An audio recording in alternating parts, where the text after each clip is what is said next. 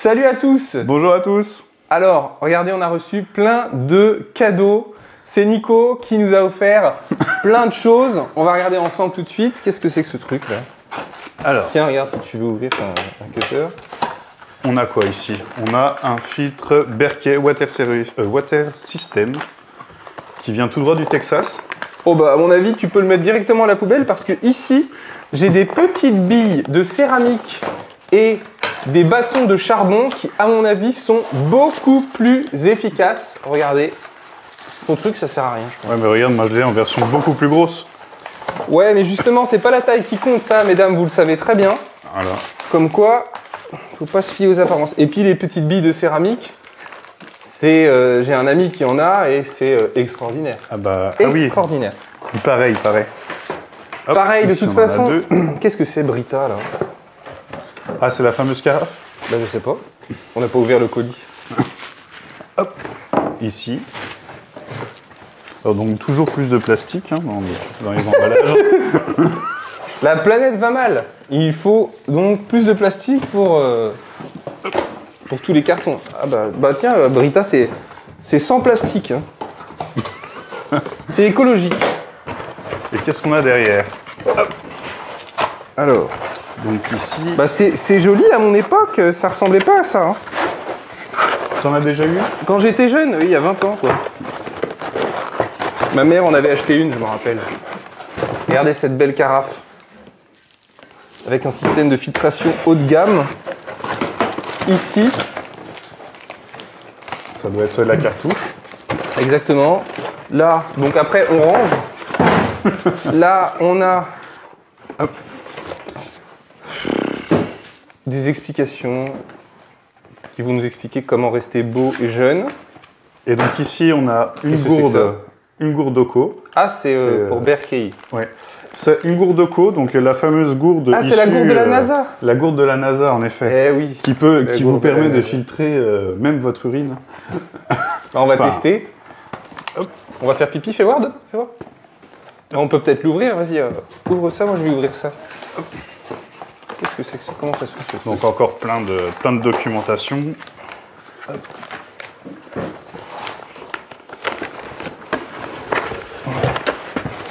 Alors c'est que des trucs en plastoc en fait. Exactement. Tiens, ça aussi c'est du plastoc. Ah, puis ça fait très cheap. Alors là je peux vous dire, le plastique il fait... Alors ce qui est marrant c'est que, bon on verra pourquoi on a acheté tout ça. Bon, on peut le dire mais peut-être tout de suite. Hein. Oui, vas-y. Bah écoutez, nous, on fait partie des gens qui considérons qu'il y a un problème avec la qualité de l'eau. En général. Et d'ailleurs, on vous a préparé, enfin Nicolas est allé rechercher un peu toutes les informations scientifiques officielles sur le sujet. Officielles et voilà. non officielles d'ailleurs. Et c'est assez catastrophique. Il y a beaucoup de problèmes. Bah, il y a beaucoup de problèmes. En plus, nous, on est à Brinon, donc on a une station qui est communale. Et à Brinon-sur-Beuvron, dans la Nièvre, l'eau est catastrophique, donc il faut le savoir. Et c'est aussi important de le souligner parce que... À la campagne. On est à la campagne. Donc, on a une station communale qui n'est pas du tout équipée. Ils remettent des produits chimiques pour la rendre potable. Donc, on verra un petit peu ce que veut dire potable. Et en fait, nous, notre eau, elle est polluée. À chaque fois qu'il y a des tests, elle est même imbuvable. On n'a pas le droit de la boire. Tout le monde la boit. Mais tout le monde la boit sans souci. Et voilà. Donc, on a retrouvé dans cette eau à Brinon plusieurs pesticides, plusieurs produits chimiques, et donc c'est pour ça que... Ouais, alors c'est pour ça que c'est intéressant de faire des essais chez nous, parce que l'eau elle est vraiment catastrophique. Évidemment, c'est pas uniquement ici qu'il y a des problèmes avec l'eau. Et puis vous avez entendu tous les scandales qu'il y a eu récemment avec Nestlé, avec d'autres entreprises, sur voilà, différents problèmes inhérents à l'eau. Donc il y a les problèmes de contamination, de pesticides, métaux lourds, etc. Mais maintenant, il y a une nouvelle problématique, c'est les plastiques, les résidus de plastique. Alors c'est pour ça que je rigole un petit peu quand je reçois des gourdes super filtrantes qui sont toutes en plastique. Surtout que là, ici, c'est du plastique souple. Et pour ceux qui n'ont pas tout suivi, le plastique, quand on le fabrique, il n'est pas souple, il est dur. Donc pour le rendre souple, on est obligé de rajouter des additifs, dont par exemple, dans lesquels on peut retrouver les phtalates. Donc là, je ne sais pas ce qu'ils ont rajouté, j'en sais rien. Hein. Mais les phtalates, c'est pas très bon pour la santé. Hein. On vous mettra le lien d'un petit article sur les phtalates et la fertilité, par exemple. Donc on ira...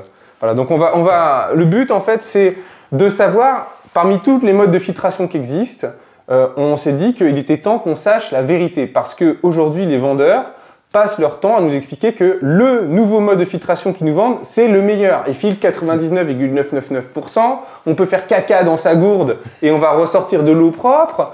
On peut boire dans la gourde qui est ici, et puis pareil, voilà, elle a un super goût, etc. Mais derrière, qu'est-ce que ça veut dire? Et puis on a les filtres, les Berkey. Alors là, vas-y, tu peux nous sortir le petit Berkey, parce qu'on a pris pas trop cher quand même, hein, parce que ça coûte cher tout ça.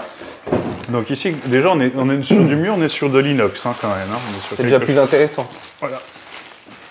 Mais bon, il n'empêche qu'il y a quand même toujours la problématique de faire confiance aux vendeurs. Pour Berkey, il faut faire confiance aux vendeurs de Berkey. Pour Occo, il faut faire confiance aux vendeurs de Occo. Pour Brita, il faut faire confiance aux vendeurs de Brita. Et en fait, c'est un problème. On le sait hein, que parfois les vendeurs ne sont pas toujours complètement honnêtes. Et puis surtout, qui c'est qui fait les vérifications derrière? Ça, on ne sait pas. Et nous, on s'est dit qu'on allait les faire. Donc, on a acheté tous les modes de filtration quasiment qui existent, hein, tout simplement. Là, vous pouvez pas voir ici également, on a un osmoseur. Donc, vous allez pouvoir, on va vous montrer comment ça fonctionne. Et surtout, le but de cette vidéo, c'est qu'on va faire des tests sur l'eau avant, après chaque mode de filtration. Et on va faire des analyses très très complètes. Très poussées. Donc, en France, il faut savoir que l'eau potable, c'est 63 critères. Et 63 critères, ça fait pas beaucoup. Donc déjà, une eau potable, qu'est-ce que ça veut dire? L'eau potable, c'est une eau qui ne va nous empêcher de tomber malade. Pour moi, une eau potable, c'est juste une eau que si je la bois, je ne meurs pas tout de suite. C'est sa qualité bactérienne. Voilà, exactement, c'est sa qualité bactérienne. C'est ça que ça veut dire. Il y a d'autres paramètres qui se sont greffés, donc il y en a 63. Donc ça veut dire en gros, si tu bois une eau qui est très très riche en mercure, mais qu'elle ne contient pas de bactéries, elle est potable. Alors pas tout à fait, parce qu'il y a quand même des paramètres au niveau justement du mercure, des nitrates. Okay. Il y en a 63 en tout, mais 63, la liste est quand même courte, hein, parce que il faut dire aujourd'hui, il y a environ 20 000 produits, on va dire, juste dans les pesticides. Donc 20 000 par 63, enfin voilà, il manque un petit peu de choses. L'eau potable en France, c'est 63 critères. 63 critères, donc on va retrouver les bactéries, parce que c'est ça que veut dire une eau potable, c'est-à-dire c'est une eau exempte de micro-organismes, donc elle ne va pas vous rendre malade. Dans l'immédiat, à court terme. Voilà, à court terme, elle ne va pas vous rendre malade. Il y a d'autres critères, donc on va retrouver le plomb, le mercure, l'uranium par exemple, enfin la radioactivité, et du coup en fait on n'a que 63 critères. 63 critères c'est peu. Par exemple on ne va pas vérifier les résidus de médicaments, on ne va pas vérifier les résidus de pesticides, on ne va pas vérifier différentes choses qui peuvent polluer notre eau et qu'on retrouve d'ailleurs, il y a plusieurs vidéos documentaires où on retrouve des résidus d'ibuprofène, des résidus de paracétamol, des résidus de pesticides. C'est anti-inflammatoire, où est le problème? Oui, c'est anti-inflammatoire et c'est aussi un destructeur de spermatozoïdes, par exemple. Ah, ça c'est vrai. Vous avez pu le voir un petit peu si vous suivez notre newsletter. L'ibuprofène, on vient de mettre à jour des articles sur l'impact de l'ibuprofène sur la fertilité et masculine et féminine. Et donc voilà, il y a plein de choses dans l'eau et aujourd'hui, nos systèmes de filtration ne sont pas adaptés à cette pollution et du coup, on a un petit problème. Alors nous, nos analyses, elles sont beaucoup plus poussées puisqu'on va aller tester justement les médicaments, une panoplie de pesticides. On va tout tester. On va tester beaucoup de choses. Et on va voir quel système filtre le mieux. Et nous, on va tester combien de critères, en fait, au final? Plus de 400. Personne n'a jamais fait ces tests. Je pense qu'il y a une raison. Qui est financière. Voilà. Parce que cette vidéo, en analyse, on en a combien à peu près au total? Pour 44 000 € hors taxe. Quoi? Mais je croyais que c'était 30 000. Sérieux? Oui. Purée. Non, ou TTC. Ou je sais plus. Bon, plusieurs dizaines de milliers d'euros. Donc déjà, ne vous étonnez pas si pendant cette vidéo, on reçoit un appel de ma banque pour m'expliquer que maintenant on est interdit bancaire. C'est normal. En fait, je vous avoue, vous avez vu les vidéos de la chaîne. On n'est pas non plus, on n'est pas Thibaut InShape. on n'est pas, je sais pas, Cyprien ou des gros youtubeurs. Donc clairement, on fait cette vidéo pour la gloire de la science et de la connaissance. On vous remerciera de liker, on vous remerciera de vous abonner, de partager la vidéo, de nous soutenir dans nos autres projets, puisque cette vidéo est non lucrative, on ne vend rien. Et voilà, merci à tous. On espère que le résultat de cette vidéo sera intéressant, pour nous comme pour vous. Mais bon, on s'est dit qu'avant de mourir, ça aurait été bien de savoir un peu qu'est-ce qu'il en est, quoi. Avant de mourir, savoir si c'était l'eau qui nous a tués qui faisait mourir plus tôt, en fait. Ok, alors du coup, au niveau de ce qu'on va tester, avant de parler un peu de l'eau, parce que les gens savent pas beaucoup de choses par rapport à l'eau, je pense que là, tu vas nous apprendre pas mal de trucs dans cette vidéo. Mais donc, on a acheté vraiment tous les trucs les plus populaires. Alors, je sais qu'il y en a qui vont me dire en commentaire « Oui, mais tu n'as pas testé la gourde du professeur Bernard qui travaille depuis 150 ans dans sa maison pour mettre au point un système révolutionnaire que tout le monde s'arrache. » Ok, mais comme on vous dit, ça coûte très cher. On va faire les systèmes les plus courants. Et puis surtout, ce qui est intéressant, c'est qu'on teste des technologies. C'est-à-dire, il y a des filtres, il y a certains filtres qu'on retrouve dans d'autres produits, on en parlera, mais qui sont de technologies à peu près similaires, nous permettent quand même de clarifier, peut-être pas tout le dossier, mais l'immense majorité. Alors après, il faut savoir que ces systèmes de filtration, en fait, c'est les mêmes qu'on retrouve dans les systèmes de filtration, on va dire, à échelle industrielle, que nos prestataires d'eau vont traiter. De cette manière, en fait. Ouais, c'est pas la même taille, et puis c'est pas voilà, exactement, c'est pas la même taille, mais la technologie reste sensiblement la même. Okay. Voilà.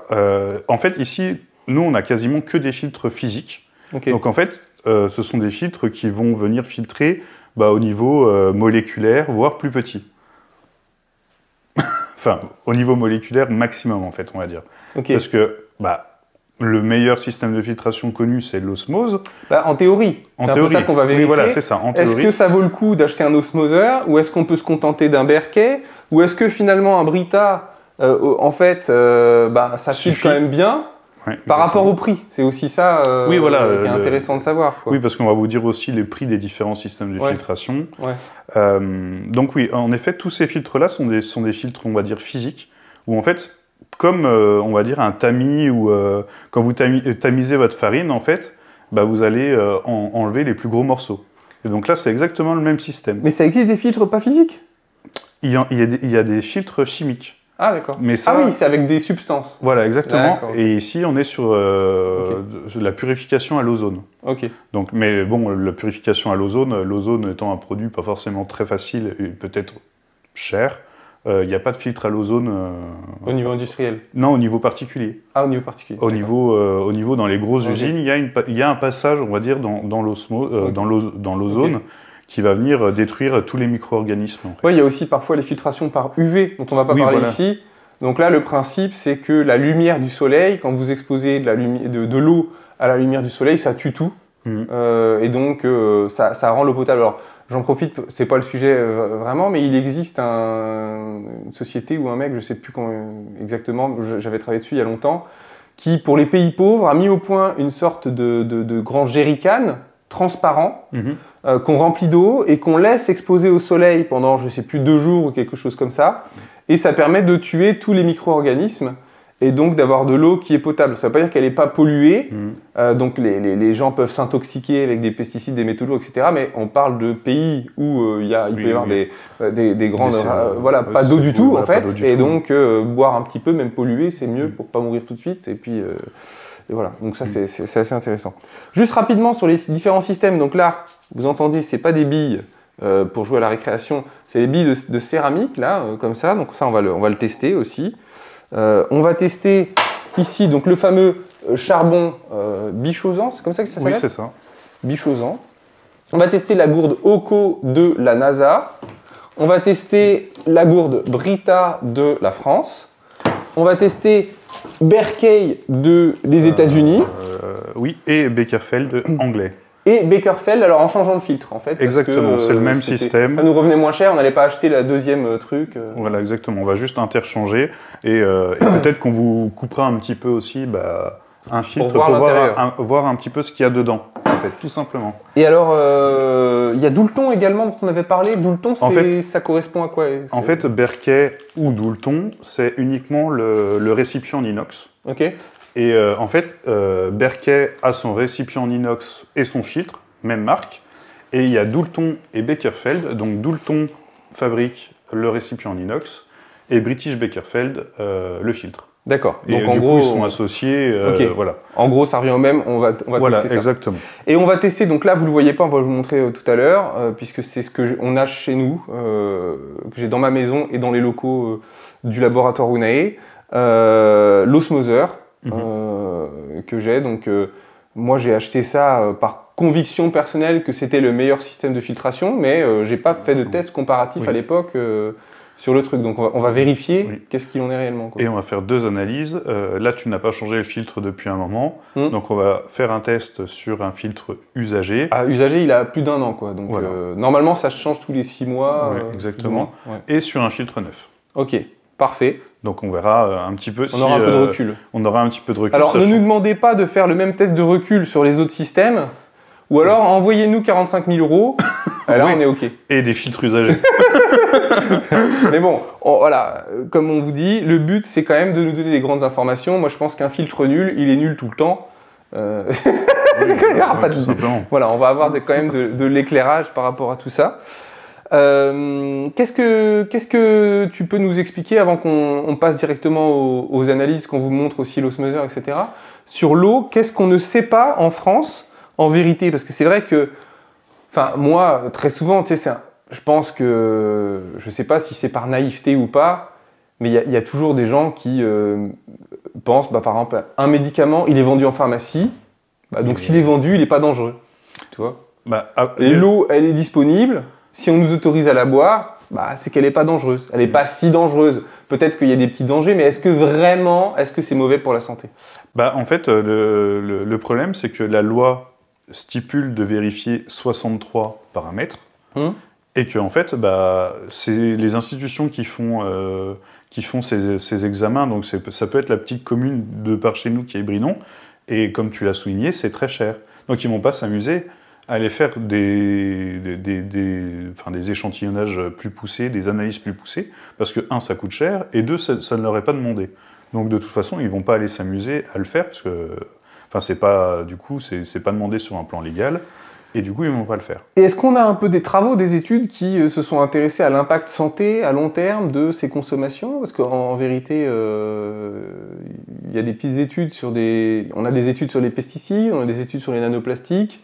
Est-ce qu'on a des études un peu sur l'exposition via l'eau du robinet Malheureusement, non, pas trop, parce que les autorités considèrent que c'est le produit le plus surveillé et le plus analysé. Et donc, en fait, les gens ne se posent pas la question de savoir si l'eau est un problème ou non. On part du principe que l'eau n'est pas un problème, en fait. Magnifique. Comme ça, génial. On est tranquille. Alors, sur les résidus de pesticides, aujourd'hui, au niveau des études qu'on a par rapport à l'alimentation, je sais pas, même l'étude Nutrinet Santé, donc qui est une grosse étude française, qui est toujours en cours, ils ont montré que les gens qui mangeaient plus biologique, ils avaient moins de certains risques de cancer, moins de problèmes que ceux qui mangeaient pas biologique. Ça, c'est le premier point. Ensuite, sur les métaux lourds, ça, on le sait que les résidus de métaux lourds, ça perturbe le métabolisme avec différentes conséquences. Mais c'est vrai que c'est pareil, c'est des trucs qui sont pas hyper bien étudiés, mais bon, sur Internet, vous pouvez trouver assez facilement quand même pas mal de données. Et puis la nouvelle préoccupation quand même, c'est les microplastiques, les nanoplastiques. Ça, c'est une vraie préoccupation de santé. Oui, même notre président a annoncé que c'était une bombe à retardement, donc... s'il le dit... autant... Voilà. Donc, sachant qu'aujourd'hui, alors il y a une technologie qui est apparue il y a très peu de temps qui peut scanner et repérer les nanoplastiques. Mais il faut savoir que c'est encore à l'échelle, on va dire, de chercheurs. Il n'y a pas de technologie dans les laboratoires actuellement pour détecter les nanoplastiques. Et d'ailleurs, l'étude fait un peu peur quand on regarde le nombre de particules en nanoplastiques qu'on retrouve dans cette étude-là, en tout cas. Ouais. Mais aujourd'hui, d'ailleurs, c'est un des... C'est pas où est ma bouteille, d'ailleurs. J'avais une bouteille d'eau. On a vu récemment des articles qui disaient qu'il y avait, je ne sais plus, 100 fois plus de nanoparticules de plastique que ce qu'on pensait auparavant. Alors aujourd'hui, on est capable d'analyser les microplastiques, donc ce qui est déjà vraiment tout petit, et déjà, c'est une des analyses qui coûte le plus cher, par exemple. Parce que justement, c'est pas encore... Enfin, je pense que les machines, en tout cas, sont récentes, et donc du coup, il y a un impact forcément... Mais en tout cas, ça coûte très cher, et du coup, c'est jamais fait, en fait, tout simplement. Alors, les résidus de plastique comme ça, donc on ne voit pas à l'œil nu, hein, en fait, la problématique aujourd'hui, c'est qu'on en retrouve absolument partout. En fait, quand vous achetez de la viande de supermarché qui est emballée sous plastique, il y a des nanoplastiques ou des microplastiques qui passent dans l'aliment. Quand vous buvez de l'eau dans une bouteille, il y a des nanos et des microplastiques. Quand vous buvez de l'eau du robinet, pareil, il y a des résidus de plastique. Donc ça, c'est lié au fait que le plastique, c'est une substance qui n'est pas inerte. Enfin, tu me diras, il n'y a pas de substance inerte, mais ce qu'elle libère, c'est des morceaux d'elle-même. C'est pas pareil que de l'inox, par exemple. Ici, vous avez une carafe Berkey qui est en inox. L'inox, ça peut libérer un petit peu de chrome qui n'est pas toxique. C'est des quantités qui sont très faibles, qu'on arrive à mesurer.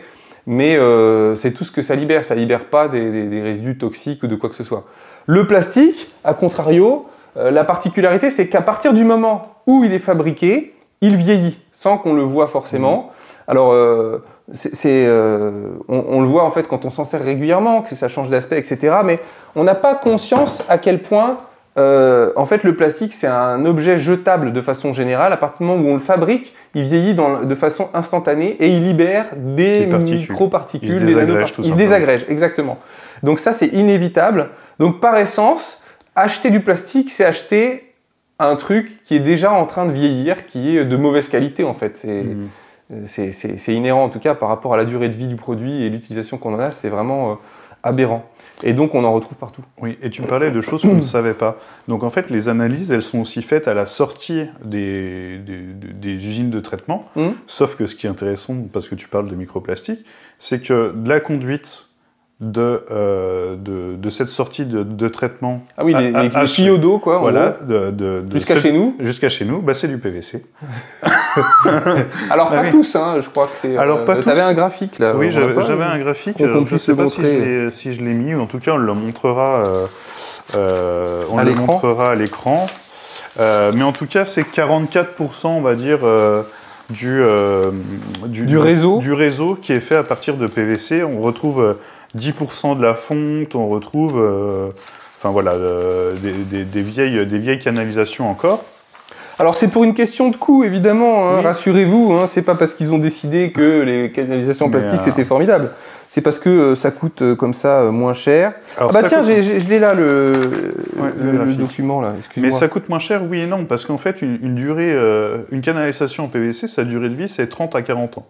Elle doit être dans un bel état au bout de 30 à 40 ans. Voilà, et pour vous donner une idée, au Japon, donc dans la métropole de Tokyo, qui était une métropole qui recensait énormément de fuites, il y a quelques années, ils ont décidé de passer toutes les canalisations en inox, et ils se sont retrouvés à avoir 0,02% de fuite, alors qu'avant ils étaient à 15%, 15% du réseau d'eau qui est tombé en fuite. Donc ils ont fait des grosses économies. Donc ils ont fait des grosses économies en termes d'économie d'eau. Ils ont fait des grosses économies parce qu'en fait quand tu changes les tuyaux, même si le tuyau coûte plus cher, que tu le changes tous les 100 ans ou tous les 30 ou 40 ans, y a un différent. Enfin, ce qui coûte le plus cher, c'est la main-d'œuvre, parce que changer les tuyaux, c'est creuser.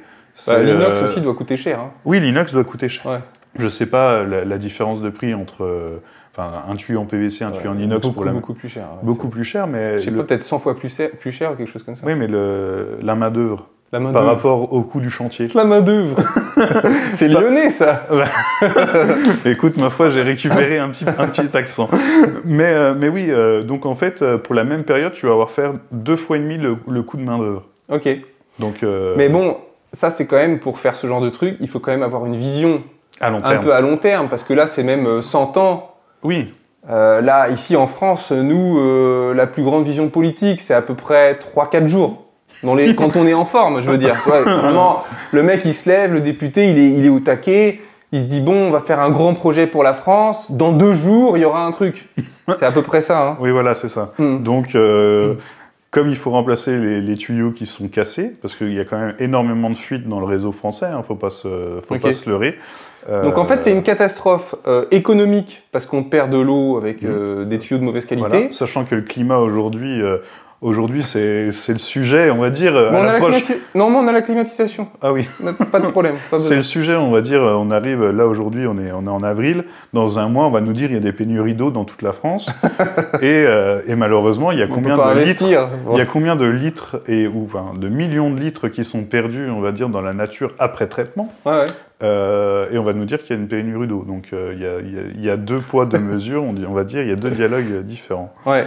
Et donc du coup, problématique écologique, problématique financière en fait, parce qu'en vérité, effectivement, comme il n'y a pas une vision un peu intelligente de gestion de la ressource, comme beaucoup de choses hein, malheureusement, et puis aussi problématique de santé publique, puisque exposition encore plus à des plastiques, comme si on n'en avait pas assez.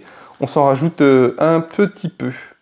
Et Julien, on parle des microplastiques et de santé publique justement, mais quel est l'impact vraiment de ces microplastiques et nanoplastiques maintenant sur la santé humaine tout simplement?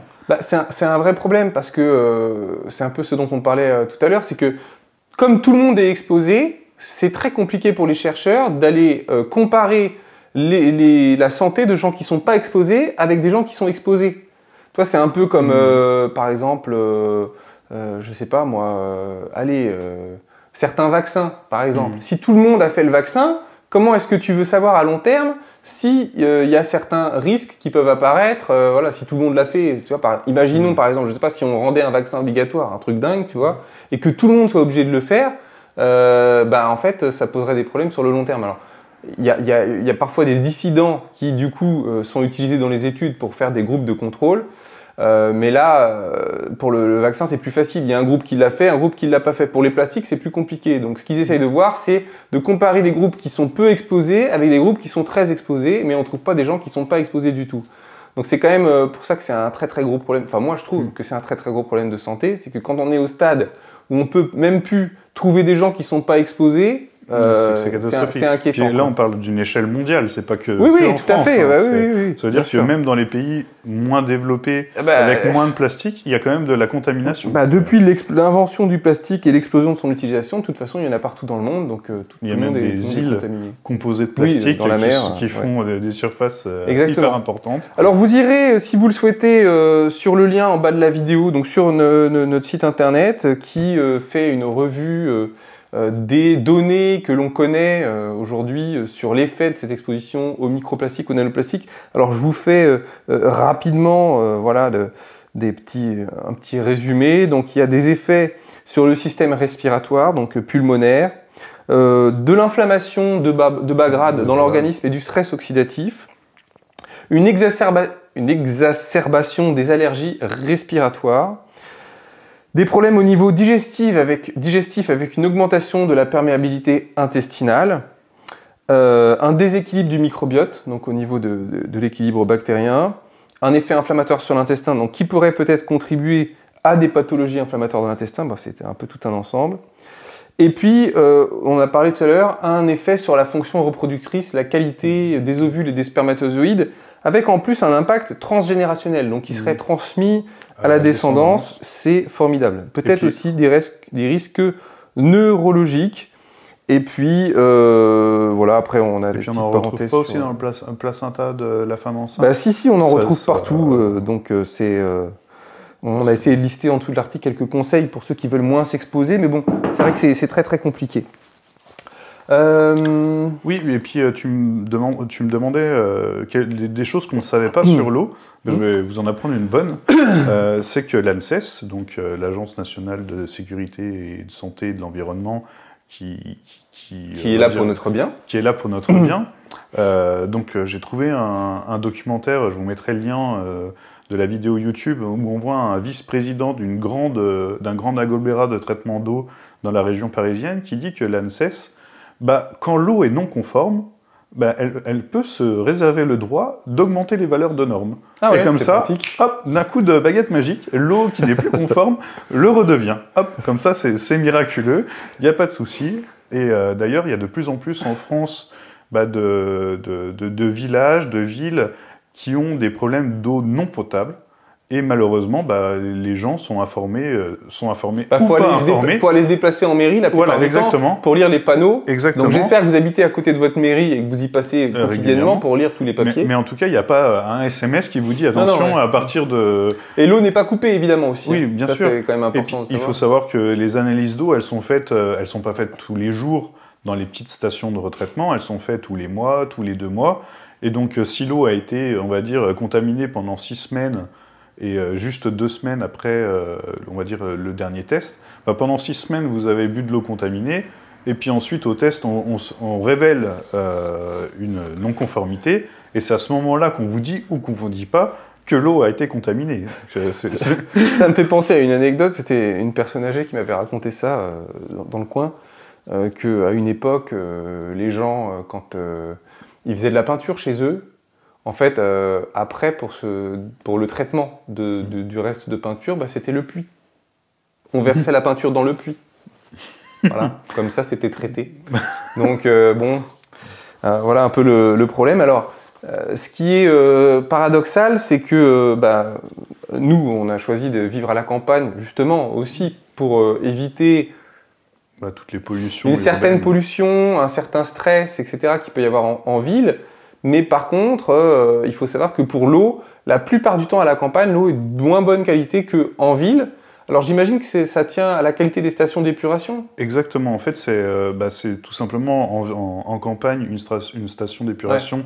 C'est pour une population on va dire plus faible qu'en ville. Donc en fait, les moyens sont plus petits. Les moyens sont plus petits par rapport aux grandes villes qui, forcément, plus ils ont de personnes qui souscrivent à l'abonnement d'eau, plus ils ont des moyens de la traiter. Et voilà, c'est ni plus ni moins qu'une question et puis on a quand même si voilà, à la campagne ici on a la chance d'avoir beaucoup d'agriculteurs engagés dans le bio qui sont des gens formidables, mais il y a aussi quand même beaucoup d'utilisation de pesticides dans certains endroits et qui polluent les cours d'eau. Alors d'ailleurs, on avait eu des rendez-vous, je ne sais plus comment s'appelait cette dame, mais bon bref, d'une agence gouvernementale, quoi, en gros qui s'occupait de la qualité de l'eau et qui voulait essayer de pousser les agriculteurs autour du bassin où il y a la nappe phréatique la plus importante, à passer en bio pour préserver la qualité de l'eau. Alors c'est pour ça que c'est quand même assez marrant le débat entre bio et pas bio, parce que d'un côté, tu as le grand expert à la télé qui dit « Oui, bah, c'est pas si grave de manger des pesticides, tout ça c'est évalué, tatati tatata ». Et après, tu as toujours des gens du gouvernement qui, eux, viennent... Ce serait quand même bien que vous essayiez de passer en bio parce que la qualité de l'eau, de la nappe phréatique, là, c'est bof-bof, quoi. Oui, mais évalué par qui? Évalué par qui? Du coup, le grand expert en agriculture qui va te dire,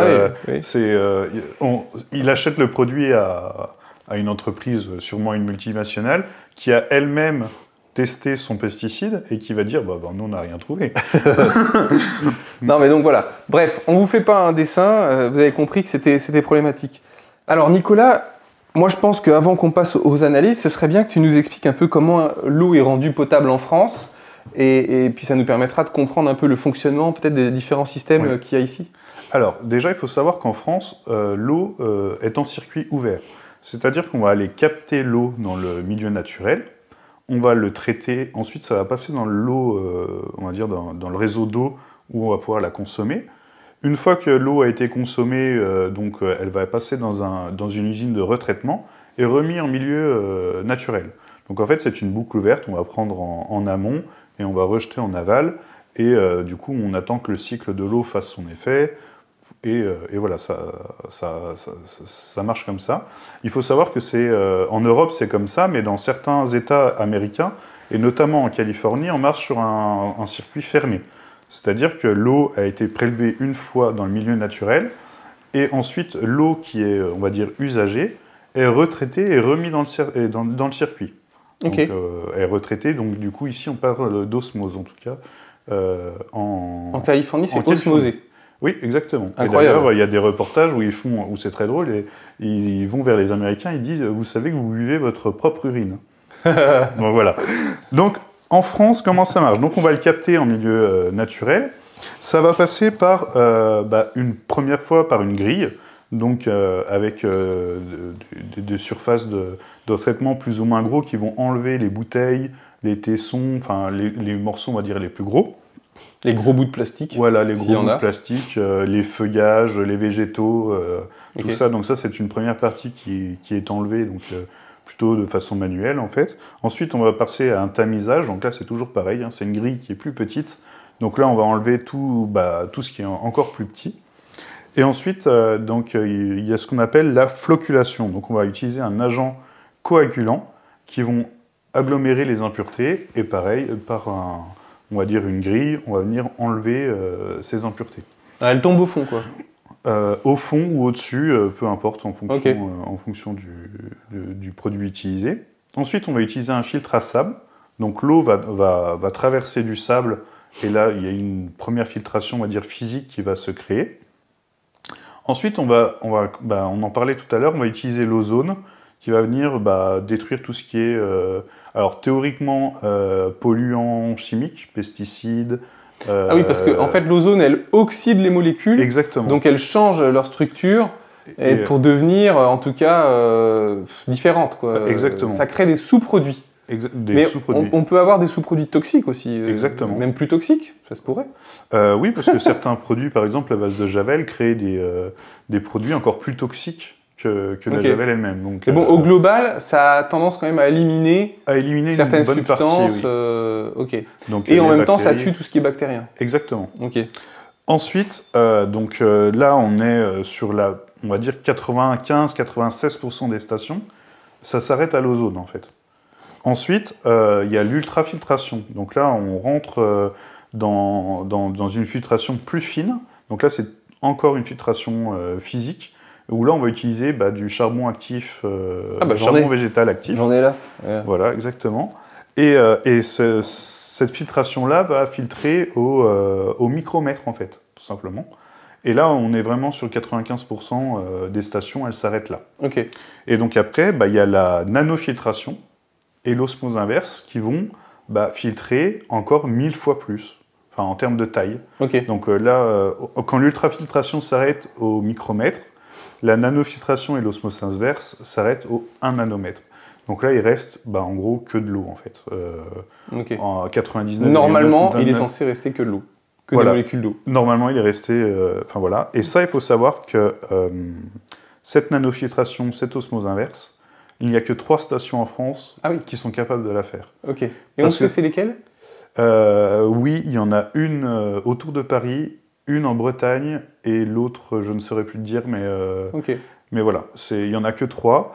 Et ce qui est un peu rigolo, quand j'ai regardé les documentaires là-dessus, c'est que les associations de consommateurs étaient contre ces installations parce que ça allait leur augmenter le prix de l'eau. Le coût de l'eau. Il faut savoir que si vous avez la chance d'avoir ces stations de haute technologie, vous allez avoir une eau pure et qui est quand même mieux pour votre santé. Et c'est pas pour les 3 centimes de rajout sur le mètre cube ça vaut le coup, ouais. qu'il faut forcément trop se plaindre. Okay. Voilà. Et ensuite, derrière ça, du coup, donc là, on est vraiment sur des systèmes de haute technologie. Quand on est sur des petites choses, on va dire, plus communales, moins techniquement, on va dire, évoluées, il y a encore une partie avec du chlore, en fait. Après, le chlore, de ce que j'avais compris, on le rajoute maintenant même dans les grandes villes pour limiter les risques d'attentats par pollution chimique, production d'agents pathogènes dans l'eau, en fait. Oui, et surtout aussi, c'est pour éviter la contamination entre la station dans les réseaux et au moment où on la boit. Où on la boit. Ok, d'où l'eau, d'où le goût de l'eau, parce que le chlore est responsable pour beaucoup du goût désagréable de l'eau qu'on peut constater. Exactement. Voilà. Ok, bon, ça on vous expliquera. Et ensuite, il y a un contrôle sanitaire. Il y a un contrôle sanitaire à la suite de tout ça qui nous permet de voir si l'eau est potable ou non. Ok. Et théoriquement, si elle n'est pas potable, elle est retraitée. Ok. Donc avant qu'on passe aux analyses, on va dire, avec tous les produits qu'on a achetés pour voir quel système filtre le mieux, il faut que je vous dise un petit peu donc, tout ce qu'on va tester. Et donc on va commencer par tester une grosse liste de pesticides, dont plusieurs fongicides, arachnicides. Mais cette liste, donc, nous, on l'a établie à partir des données qu'on a récupérées sur la toxicité, principalement des molécules. Oui, la toxicité. Le but de cette vidéo, c'est de savoir c'est pour notre santé. C'est pas le but d'avoir une eau pure juste pour se faire plaisir, c'est pour notre santé. Donc, parmi tous les pesticides, on est allé voir lesquels étaient potentiellement les plus dangereux. Parmi toutes les métaux lourds, enfin les métaux lourds, on doit tous les tester, je pense. Oui, oui, Mais voilà. Et alors, avec les pesticides les plus dangereux, il y a d'autres substances très dangereuses qu'on teste? Oui, exactement. Donc, certains médicaments, Ouais. dont les plus connus, mais il y a aussi, là j'ai une petite liste, hein, on a des anti-inflammatoires non stéroïdiens, des antibiotiques, des hypolipidémiants, des médicaments contre les maladies cardiovasculaires, des antiparasitaires, des hormones. Okay. Parce qu'il faut savoir que dans l'eau, en fait, il y a des hormones, donc on va tester tout ce qui est testostérone, œstrogène, progestérone, qu'on retrouve. Okay. Voilà.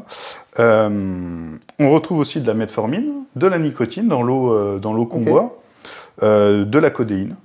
Parce que, voilà, tout simplement. Et ça, ces choses-là, elles sont jamais testées en fait par les stations, parce qu'en fait, ce n'est pas sur le plan législatif, les gens ne font pas ces analyses. On va tester aussi les PFAS. Qu'est-ce que c'est que ce truc? Alors, c'est les composés perfluorés. Alors, on a eu de la chance, entre guillemets, notre gouvernement a interdit l'utilisation des PFAS. Dans les endroits où il y en avait déjà quasiment plus. Oui, voilà, exactement. Parce que... Le maquillage et les vêtements. Mais on pourra en trouver encore dans les poêles. Donc dans les ustensiles de cuisine, ça on en a déjà parlé, enfin pour ceux qui nous suivent, on en a déjà parlé, en fait ça fait, il y a 20 ans peut-être à peu près, j'ai dû commencer à parler de ça.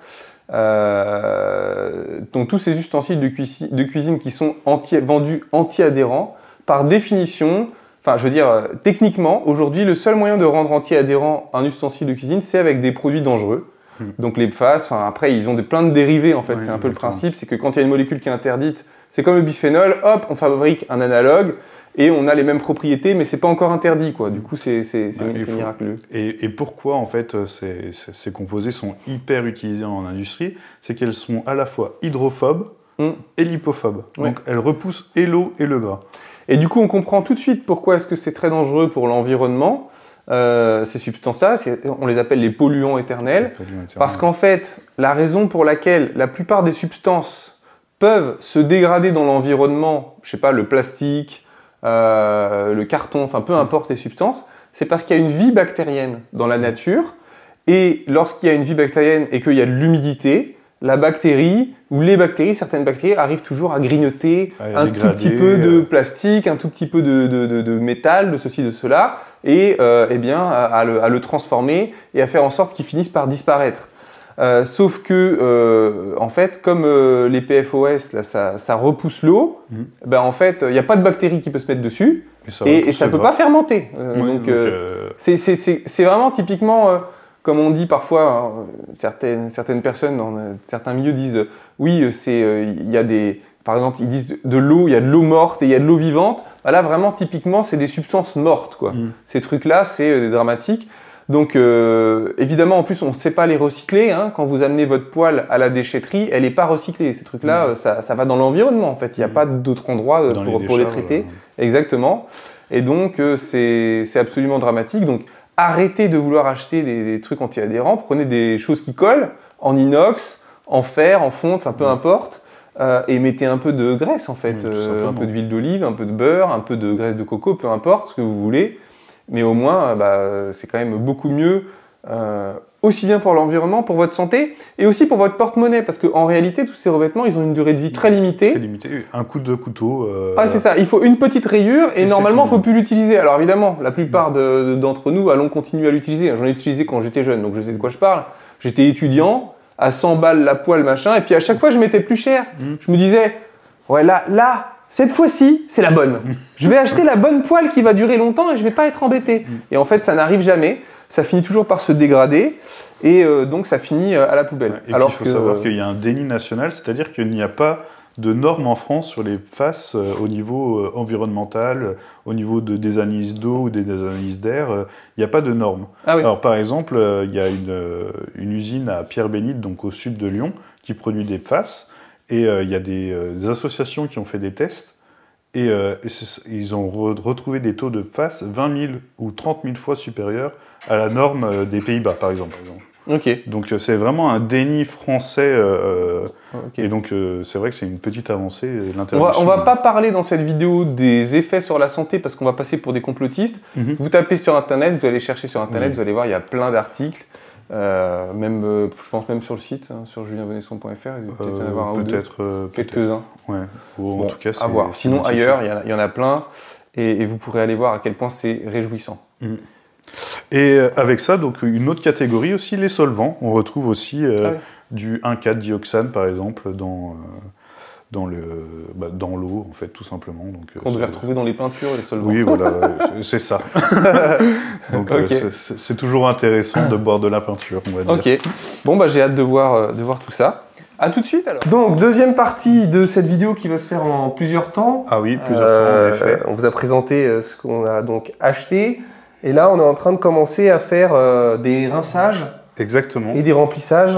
Parce que les protocoles sont très compliqués, pour certains, tu peux peut-être nous expliquer. En effet, là, pour un prélèvement, donc ici, on va réaliser le prélèvement de l'eau osmosée sur un filtre usagé. On a 25 flacons. Sur ces 25 flacons, en fait, on a 3 méthodes de prélèvement. Donc ici, on va avoir les microplastiques qui se réalisent en fait avec ce qu'on appelle un blanc échantillon. Donc c'est-à-dire que lors du prélèvement, on va devoir ouvrir une bouteille test pour que l'analyse soit juste. Ici, on a du coup tout ce qui est analyse de pesticides et qui va nous permettre, on n'a pas besoin de rincer les flacons parce qu'il y a des produits qui vont être nécessaires à l'analyse après.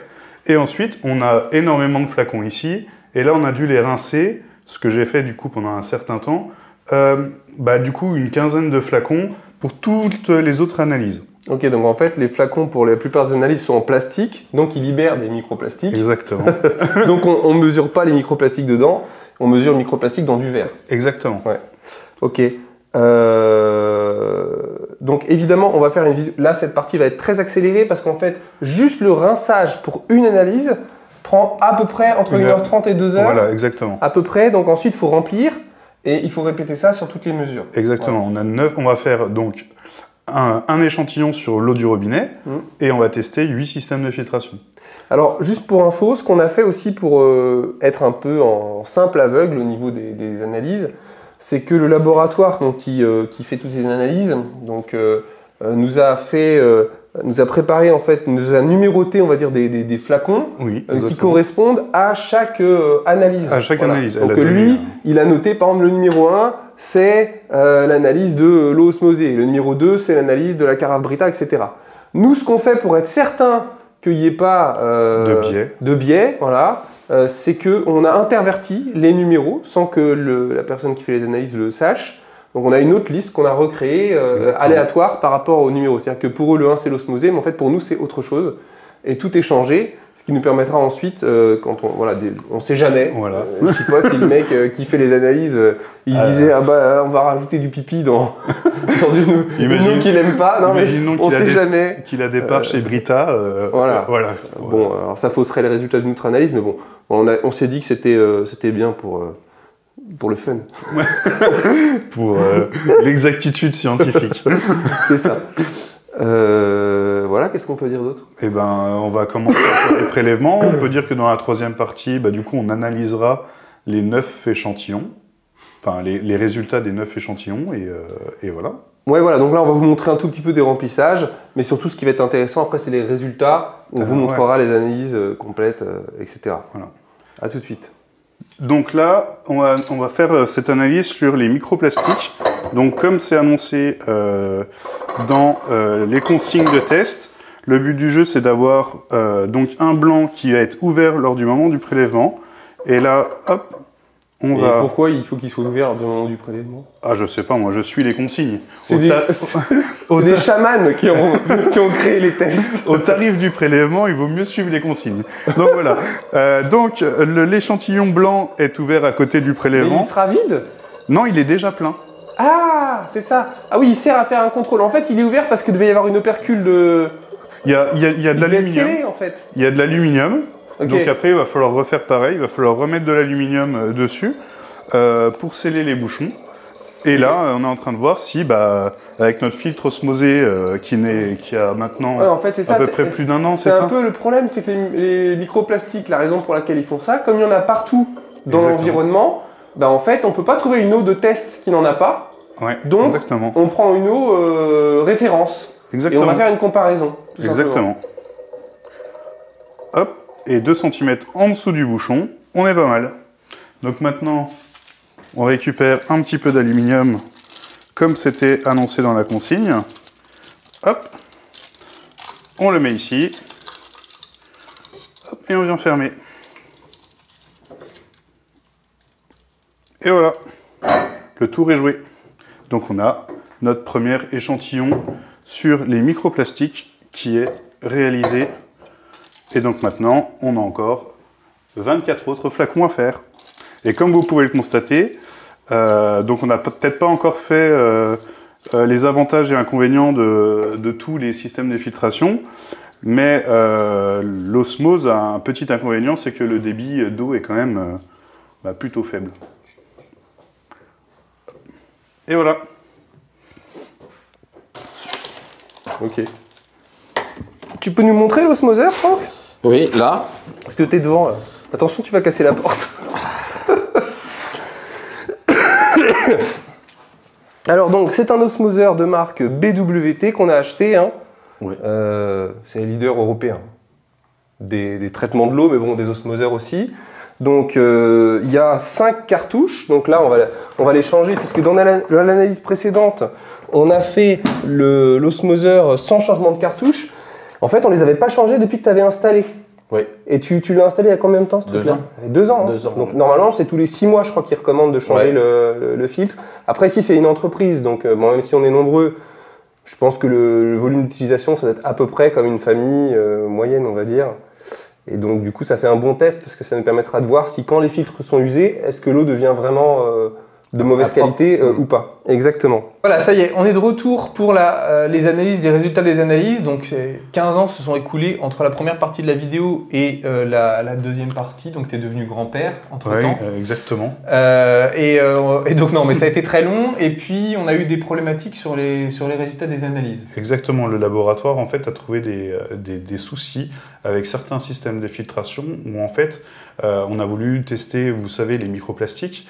Et sur certains systèmes de filtration, la machine qui analyse les microplastiques en fait, émet de la lumière et compte en fait, les microplastiques qu'elle retrouve. Et donc on ne peut pas encore aller au nanoplastique. Ça, c'est vraiment expérimental. Donc on s'est arrêté au microplastique. Et certains systèmes de filtration, en fait, on regarde larguer tellement de charbon qu'en fait, elles n'ont pas été capables de déceler la différence entre du charbon... Ça a perturbé la lumière. Voilà, ça a perturbé la lumière et du coup, ça a perturbé l'analyse du microplastique. Donc ça, c'est notamment la gourde Oco qui a été un gros souci, ainsi que forcément, vous l'imaginez bien, en fait, le charbon qu'on a filtré avec une carafe remplie de charbon. Voilà, bichosant. Mais ça, c'est étonnant parce que... Il y a une différence fondamentale entre la gourde Oco et les bâtons de charbon, c'est que dans la gourde Oco, il y a une pression qu'on exerce avec sa main. Exactement. Donc qui pousse, donc on peut comprendre que ça fasse partir un peu de charbon, alors que les bâtons de charbon, là, bichotants, c'est du charbon. Le concept, en fait, du bâton de charbon bichotant, c'est qu'il va attirer électriquement les particules polluantes, et dans le gourde Oco, en fait, on va forcer le passage de l'eau dans le filtre, et du coup, une fois que l'eau a été forcée de rentrer dans le filtre, elle va ressortir filtrée. Et c'est là où c'est problématique, c'est qu'on a utilisé un filtre neuf et que ce filtre neuf relargue du charbon qui était censé avoir emprisonné des particules filtrées. Donc ça possiblement relargue des substances problématiques. Parce qu'elle a quand même été conçue pour des personnes qui sont en randonnée en montagne, qui peuvent filtrer de l'eau, on va dire, où il y a de l'urine et de l'excrément. Et ça veut dire que, en fait, vous pouvez, dès la 2e ou 3e utilisation, avoir une eau avec du charbon qui a été, qui a capturé des bactéries et des excréments. Commençons par la gourde Oco, alors. Explique-nous, la gourde Oco, qu'est-ce que ça dit en ce qui concerne la radioactivité, le caractère microbiologique? Est-ce que l'eau devient potable? Donc, on l'a dit. L'eau devient potable selon les caractéristiques microbiologiques. Donc en effet, on ne va pas avoir de tourista si on boit une eau filtrée par la gourde Oco. Donc le mec de la NASA, il a raison, on peut faire pipi dans sa gourde et on sort de l'eau qu'on peut boire. Voilà, exactement. Par contre, la gourde Oco, elle a montré une augmentation des concentrations en métaux lourds x3. Ah bah c'est sympa. Donc, mais on ne sait pas d'où ils viennent, on ne sait pas si c'est les métaux lourds de l'eau ou si c'est des substances qui peuvent être présentes dans le filtre. Par Alors, exemple, moi j'ai comparé avec notre analyse, on a fait une analyse d'eau du robinet classique, sans filtration. Ouais. Et en fait, quand on a analysé la gourde Oco, moi j'ai remarqué que certains métaux lourds avaient subi une augmentation de x3. En comparaison par rapport à l'eau de base. Comparé à l'eau de base. Ah oui, donc ça, c'est pas bon signe. Voilà. Alors certes, les concentrations restent faibles. Tu vas pas mourir. Non, tu vas pas mourir, mais voilà, il y a quand même. Bon de le savoir. Voilà, il y a quand même eu une augmentation par rapport à ce niveau-là. Ok. Alors ce qui est dommage, c'est que du coup, on ne peut pas savoir, parce qu'il y a ce problème technique, on ne peut pas savoir si la gourde Oco, comme elle est en plastique, en plus c'est un plastique souple, et je dois vous avouer que moi personnellement, ça m'inspire pas du tout confiance. On ne peut pas savoir si ce plastique il relargue des particules dans l'eau à cause de cette problématique de charbon. Voilà, exactement. On peut pas. Et bon, il faut savoir aussi que à l'utilisation, il faut quand même émettre une certaine force, quoi. C'est pas une simple pression, c'est quand même une très forte pression qu'il faut appliquer à la gourde pour forcer le passage de l'eau. Ok. Il y a autre chose à dire sur cette gourde là ? Il me semble pas, non, c'est à peu près tout. Ok. Alors on vous mettra le lien d'un tableau avec tous les résultats de toutes les analyses dans un article sous la vidéo, donc vous pourrez aller voir si vous voulez analyser vous-même les résultats. Exactement, donc il y a environ 5000 lignes pour 9... Ça permet d'occuper les week-ends. Exactement. Voilà. Exactement. Je ne sais pas quoi faire. Mais en fait, c'est difficile de vous détailler les 9000 lignes, les comparaisons avec les différents, donc on va essayer de faire quelque chose de succinct, et voilà. Bon, alors moi, quand j'étais jeune, j'ai utilisé chez ma mère, je me rappelle, la carafe Brita, parce que l'eau du robinet était vraiment pas bonne, donc on s'est dit, à l'époque, ma maman, elle avait dit, j'ai acheté une carafe Brita, et le goût était meilleur. Maintenant, la question, c'est est-ce que tous les problèmes mentaux que j'ai aujourd'hui proviennent des conséquences de cette carafe, ou ça n'a rien à voir? C'est possible, parce que, à la surprise générale, la carafe Brita a augmenté la radioactivité de x12. Alors certes, ça reste des concentrations faibles en radioactivité, mais en fait, la carafe Brita a augmenté la radioactivité, c'est passé de 0,26 becquerels par litre à 3,44 becquerels par litre. Ah oui, ça fait beaucoup. Alors, on reste... c'est pas dangereux. On reste toujours dans des normes, on va dire, très basses, voire extrêmement basses, mais c'est juste... Non, mais c'est dans le concept, parce que finalement, moi, si je peux me permettre, dans l'idée de tous ces trucs-là, il y a la pratique de dire, oui, ça a augmenté un peu, je sais pas, les métaux lourds, le plastique ou je sais pas quoi, mais c'est pas dangereux.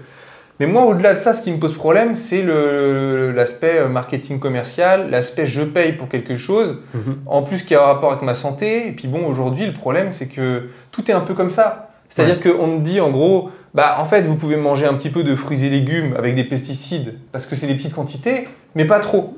Vous pouvez boire de l'eau avec un peu de pesticides et de produits chimiques, mais pas trop, parce que pas trop, ça va. Mais en fait, c'est pas trop pour tout. Oui. Donc au final, c'est plus pas trop, c'est beaucoup. C'est un peu le problème, quoi. Oui. Et après, il faut savoir que aussi sur le filtre Brita, il y a une augmentation de 50% de la teneur en aluminium. Et je crois qu'il y a un antioxydant très bon pour le cerveau. Oui, c'est ça. Oui, puis c'est un adjuvant dans les vaccins. Donc, comme c'est des petites quantités, ça craint rien. Oui, exactement. Non, a priori, là aussi, c'est un peu pareil. On rigole, mais c'est vrai. Oui, mais on est dans des teneurs qui ne sont pas toxiques. Non, mais ça vous rajoute un peu d'aluminium dans votre apport quotidien. Disons que si tu bois 2 litres d'eau par jour sur une année, ça te fait quand même 600 litres d'eau. Quand tu commences à cumuler les années, ça fait quand même une certaine concentration qui rentre dans ton corps et qui n'a rien à y faire, entre guillemets. Ça fait 720 litres, en fait. J'ai dit quoi? 600. Oui. Du coup, voilà. Et à part ça, Brita, les pesticides, ça fait quoi? Les pesticides, ça n'a pas énormément filtré. Ça n'a pas énormément filtré. Et donc, elle sert à quoi cette gourde alors? Cette carafe, tu veux dire? Cette carafe, ouais.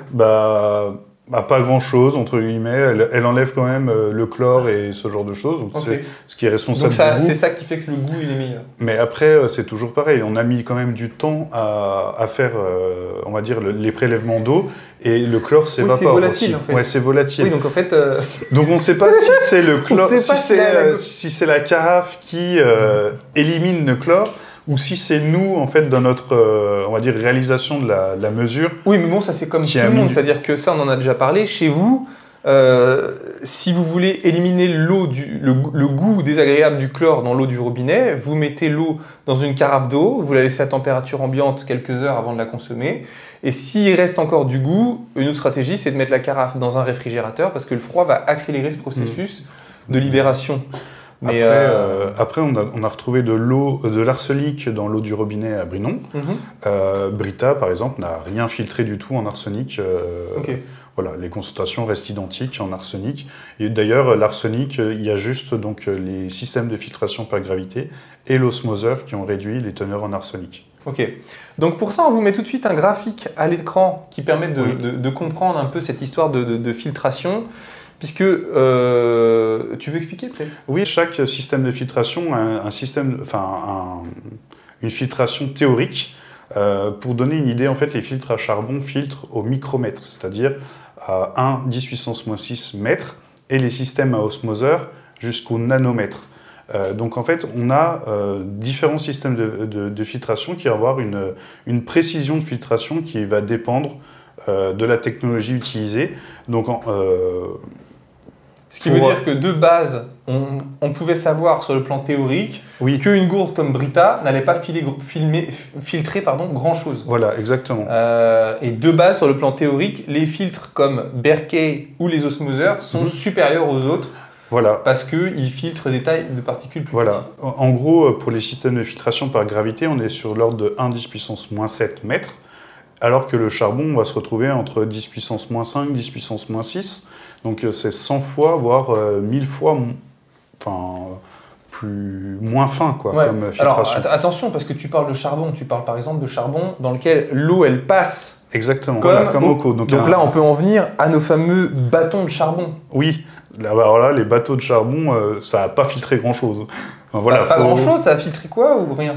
Ça n'a rien filtré, en gros on se retrouve avec des concentrations qui sont guère moins identiques.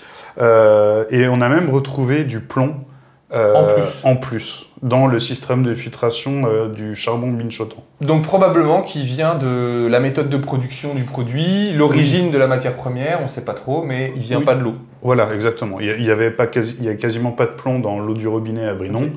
On en a retrouvé un petit peu dans l'eau filtrée par le charbon. Donc les fameux bâtons de charbon que là, vous trouvez en magasin bio, etc., ça sert à rien. On pourrait presque dire que c'est une arnaque, a priori, en tout cas. Alors peut-être qu'on n'avait pas les bons bâtons de charbon. On en a utilisé plusieurs. On a acheté une grande marque et puis on a suivi le mode d'emploi qui était recommandé. On a activé, Voilà, exactement. Et donc voilà. Bon après, sur le plan théorique aussi, comme on vous le disait, c'est logique que ça filtre rien, puisqu'il n'y a pas une pression qui permet à l'eau de rentrer de force dans le charbon pour pouvoir être filtrée. Même si vous secouez votre carafe comme des dingues, l'eau elle circule autour du charbon. Il y a une petite partie qui rentre, mais voilà, c'est même pas se dire qu'elle ressorte en fait. Le principe c'est l'attraction électrique qui permet de capter les polluants. Mais encore faut-il que les polluants soient chargés électriquement. Voilà, exactement. Donc ça reste faible et puis ça reste très local. C'est-à-dire que je ne saurais pas dire à quel point la zone d'influence est grande, mais c'est pas toute la carafe. Ça sert à rien, quoi. Voilà, ça sert à rien. Sauf peut-être si quelqu'un veut augmenter son apport en plomb. Oui. Là, ça peut être intéressant. Exactement. Alors, dans le même ordre d'idée, il y a les billes de céramique. Donc, ces fameuses petites billes que vous achetez là. Je salue mon ami Mathias qui les utilise et grâce à qui je bois de l'eau extrêmement pure quand je viens chez lui. Et donc là, le principe est le même. Le principe est le même. Sauf que c'est de la céramique. C'est de la céramique et alors on n'a pas retrouvé de plomb. Par contre, on a vu une augmentation de l'aluminium x2 par rapport à l'eau du robinet. De façon générale, ça n'a pas filtré grand-chose. Il n'y avait pas une histoire de plastique aussi, non? Oui, il y avait un relargage de plastique aussi. Il y avait aussi plus de plastique. Il y avait aussi plus de plastique. Donc c'est plus intéressant parce que là, tu augmentes pas uniquement tes apports en plomb. Oui. Non, c'est de l'aluminium du coup. Oui, ça. voilà. Du coup, c'est plutôt tu augmentes tes apports en aluminium et en plastique. Et en plastique. Vraiment. Donc c'est chouette. Tout ce qu'il faut. Mais alors ça, c'est pareil, c'est incompréhensible de savoir d'où ça vient parce que la céramique, il n'y a pas de plastique dans de la céramique. Alors il y a le conditionnement qui est en plastique. Donc. Bah ouais, mais alors plastique de très mauvaise qualité du coup. Sûrement. Parce que juste par contact, que ça se retrouve sur le produit et qu'après donc c'est dans l'eau, c'est quand même. Après, enfin, ça résume quand même tout le problème de société dont on parle aujourd'hui par rapport au plastique. C'est que on se rend pas compte, mais quand on achète du poulet sous plastique au supermarché, bah, en fait il y a du plastique qui passe dans la viande. Oui, et puis il faut attention, je tiens aussi à remettre on va dire en perspective, c'est que dans l'eau de base, on n'a pas retrouvé de plastique. Chez nous. Voilà, dans l'eau du robinet à Brinon. On a de la chance. Oui, c'est déjà pas mal. Ok. C'est déjà pas mal. Ok. Mais du coup, dans certains, on en a retrouvé un tout petit peu. Ouais, comme, plus quoi. Comme dans ces billes de céramique. Qui s'est ajouté. Après, si on parle un petit peu des caractères physico-chimiques, donc la qualité de l'eau, on dit souvent que, certaines personnes le disent en tout cas, quand on boit de l'eau osmosée, on boit de l'eau morte.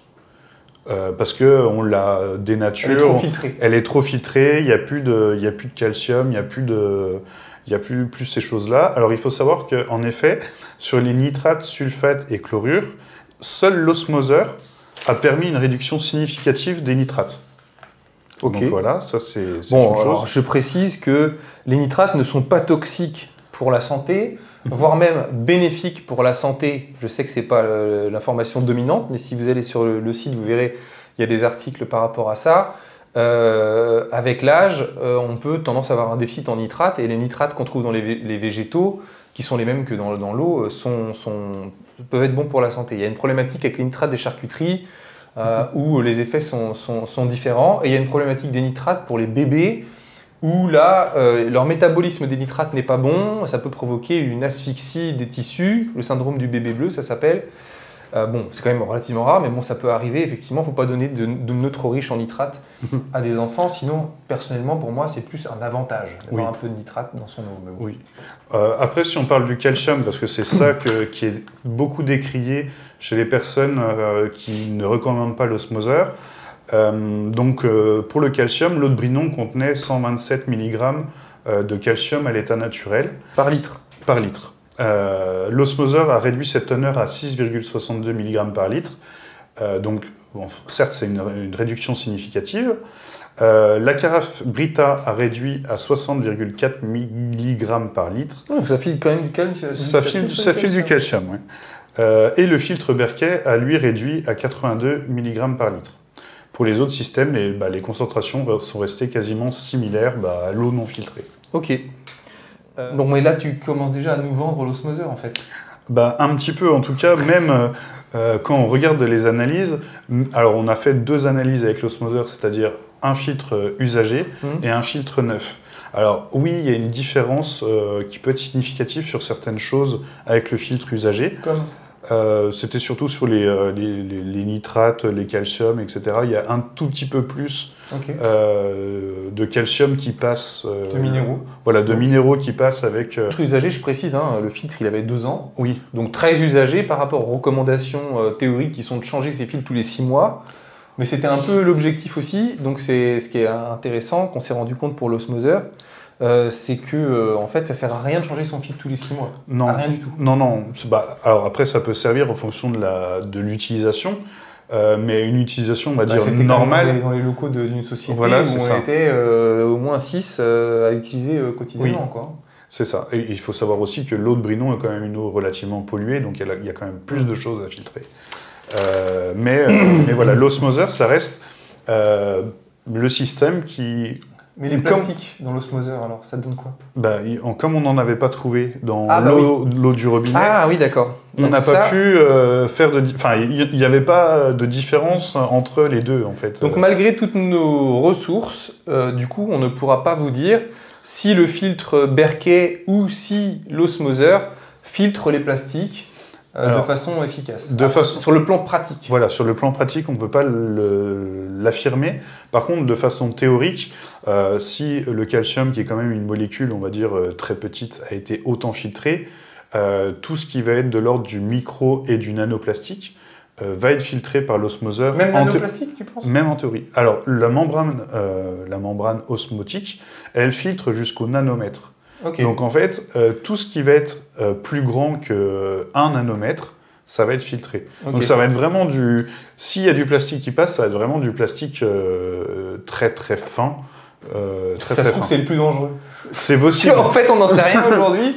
On sait pas, on a quand même pas mal d'inconnus, mais bon, sur les dangers des micros, des néoplastiques. Bon, donc, en théorie, donc l'osmoseur reste qui filtre le mieux. Et le Berkey, comment c'est alors par rapport déjà en soi et ensuite par rapport à l'osmose? Alors, si on peut faire un classement, donc l'osmoseur reste numéro 1. Après, donc c'est un coup. Les filtres, on va dire par gravité, Doulton et Berkey sont relativement identiques dans leur façon de filtrer. Il n'y a pas de grosse différence notoire. Et il reste très efficace. Vraiment, c'est une solution qui est peu chère. Il y a cependant un inconvénient, c'est qu'il ne faut pas oublier de mettre de l'eau le soir, parce que c'est une filtration qui est quand même assez longue. Ouais, alors j'ai vu que parfois, apparemment, dans certains modèles, ils te livrent une petite bague en métal que tu clips, ce qui permet que les deux socles ne soient pas parfaitement hermétiques. Ah, pour et faire une dépression. Est plus rapide, exactement. D'accord, ok. Ouais. Et nous, ça, quand on a fait nos remplissages, on n'avait pas mis ça. En fait. Non, nous, je pense que c'est pour ça que c'était long. Mais bon. Après, au niveau tarif, si on est honnête, les prix des Berkey, c'est quand même élevé. Un osmoseur installé avec un plombier, je ne parle pas des marques qui ont pignon sur rue et qui vendent ça très cher, mais BWT, donc, qui est une marque internationale qui est quand même des plus grosses sociétés de filtration d'eau, votre plombier peut vous installer ça. L'appareil, j'ai pas les chiffres en tête, mais on est sur du 300, quelque chose comme ça. On est pareil, voire un peu plus cher sur du Berkey. Oui, à peu près. Ouais, parce qu'un Berkey familial, c'est même plus cher que ça en fait. Oui. La différence, c'est surtout que pour l'osmoseur, il y a une contrainte qu'il faut de la place sous son évier. Il faut de la plomberie, un minimum de plomberie pour brancher l'appareil. Et il faut un robinet, un troisième robinet, ou alors un robinet triple voie, ça existe. Qui permet de... il y a un petit peu plus de manipulation, de choses à faire.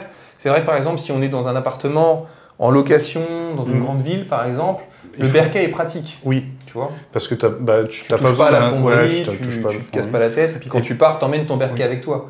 Alors que ton osmoseur, il faut refaire venir ton plombier, désinstaller l'osmoseur pour l'emmener avec toi, c'est plus contraignant. Après, ce n'est pas une installation qui est très compliquée à faire.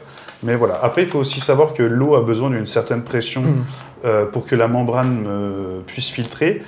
Donc, c'est des choses qui ne sont pas possibles, par exemple, quand on est un peu en mode survivaliste ou en mode autonomie, où on récupère de l'eau de pluie. Si on n'a pas de pression, on ne peut pas utiliser d'osmoseur. Donc là, on est obligé d'utiliser un système de filtration Berkey ou Doulton. Voilà, il suffit juste de transvaser de l'eau dans un réservoir. Moralité de l'histoire. Oui. Résultat de nos tests, pour nous, il n'y a que 2 systèmes qui sont à retenir pour filtrer de l'eau pour votre santé. C'est Berkey ou alors un osmoseur. Voilà. Berkey, Doulton, bien sûr, quand on parle des deux. On parle des deux. Alors, en gros, tu peux acheter chez Berkey ou British Bakerfeld. C'est la même chose. Exactement. Les filtres sont pas machin, mais au final, c'est plus ou moins la même chose. Oui, c'est plus ou moins. À quelques détails près. Oui, alors après, Berkey, c'est une marque américaine. British Bakerfeld et Doulton est une marque anglaise. La seule différence, c'est que sur le filtre Berkey, on est sur un filtre charbon unique. Et sur le filtre Doulton, on a une combinaison d'un filtre céramique et d'un filtre charbon. Il faut savoir aussi qu'on a retrouvé des choses un peu, un peu compliquées à expliquer. On a retrouvé de la metformine et de la nicotine, mais uniquement dans les gourdes Oco Brita. Et aussi le filtre Berkey n'a pas filtré la metformine et la nicotine. Attends, on retrouve de la metformine et de la nicotine dans Brita ? Oco et Berkey. C'est-à-dire que Doulton... Mais ils n'étaient pas dans l'eau ? Si, ils étaient dans l'eau. Ah, d'accord. Dans l'eau. Comme on a testé plus de 430 polluants, on a aussi testé les médicaments et certaines molécules chimiques comme la nicotine et la metformine. La metformine, donc c'est c'est un antidiabétique oral utilisé pour traiter le diabète de type 2 et donc augmenter la sensibilité à l'insuline. Et donc du coup, on en a retrouvé dans l'eau. Et du coup, on en a retrouvé beaucoup dans ces 2 filtres de en tout cas, ça n'a pas filtré. Donc Oco, Berkey et Brita. Ok. Donc voilà pour ce projet. D'ailleurs, si vous avez d'autres idées de tests que vous voulez qu'on fasse, peut-être moins dispendieux, ce serait chouette. Mais j'en profite pour vous signaler que si vous cherchez un bon nutritionniste pour faire des consultations, et bien sûr, le site julienvenesson.fr, on donne des consultations, donc Nico est nutritionniste. Et moi, parfois, ça peut m'arriver de donner des conseils sur des cas, mais ça reste son avis de professionnel le plus important. Mais bon, on peut dire que les consultations s'occupent de tout type de pathologies, Oui. maladies auto-immunes. Maladies auto-immunes. Récemment, il y a une chose qui était très importante, c'est une maman avec un bébé avec comment dire, une enzyme que son enfant ne produisait pas et qui empêchait quasiment voilà, tout lait, l'enfant les rejetait. En fait, ce bébé ne supportait pas le glucose dans son lait, donc il a fallu déjà l'orienter sur les analyses. Et voilà, donc, et lui trouver un lait, ça peut être aussi ce genre de choses. Okay. Et cette maman-là a été vraiment très contente. Et je le remercie pour son avis sur le site. Et tu fais aussi les sportifs? Les sportifs, on a fait des sportifs. La perte de poids? Oui, les sportifs de haut niveau. En partenariat avec Unae, on suit des sportifs de haut niveau qui sont très contents des produits et de l'accompagnement. Donc voilà, vous pouvez aller voir sur le site si ça vous intéresse, ça peut nous permettre de soutenir notre travail. Et puis on vous dit à bientôt pour une nouvelle vidéo. À bientôt.